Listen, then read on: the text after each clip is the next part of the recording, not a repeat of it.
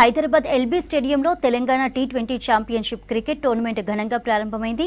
Youth Congress ఆధ్వర్యంలో నిర్వహిస్తున్న ఈ టోర్నమెంట్ ప్రైజ్ మనీ 5 లక్షలు. మొదటగా టాస్ వేసి మొదటి మ్యాచ్ స్టార్ట్ చేశారు రాష్ట్ర రవాణా బీసీ సంక్షేమ శాఖ మంత్రి పొన్నం ప్రభాకర్.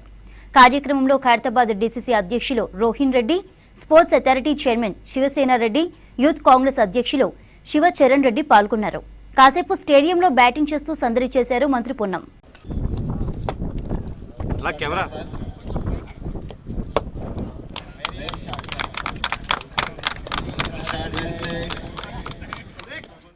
ఈరోజు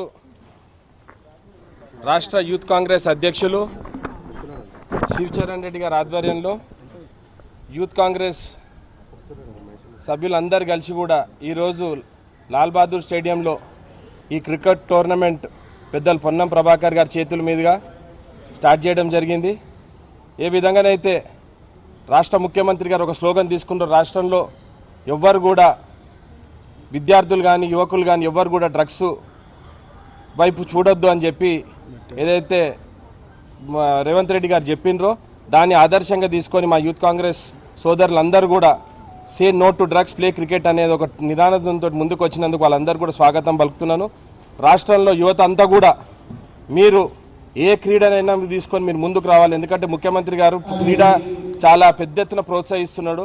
ఏదైతే తెలంగాణ యూత్ కాంగ్రెస్ ఆధ్వర్యంలో క్రికెట్ కేలో నషా చోడో అనే ఒక టోర్నమెంట్ నిర్వహిస్తున్నాం. ఇదేంటంటే డ్రగ్స్ పైన కానీ బెట్టింగ్ పైన కానీ ఒక అవేర్నెస్ ప్రోగ్రామ్.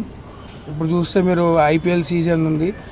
ఆ ఐపీఎల్ వల్ల ఎంతోమంది తెలియకుండా సోషల్ మీడియాలో వచ్చే బెట్టింగ్ యాప్స్ కానీ ఈ డ్రగ్స్కి కానీ అందరూ అడిక్ట్ అయిపోయి తెలియని వయసులో అందరూ బానిసలుగా మారిపోయి ఫ్యామిలీస్ అన్నీ ఖరాబ్ చేసుకుంటున్నారు.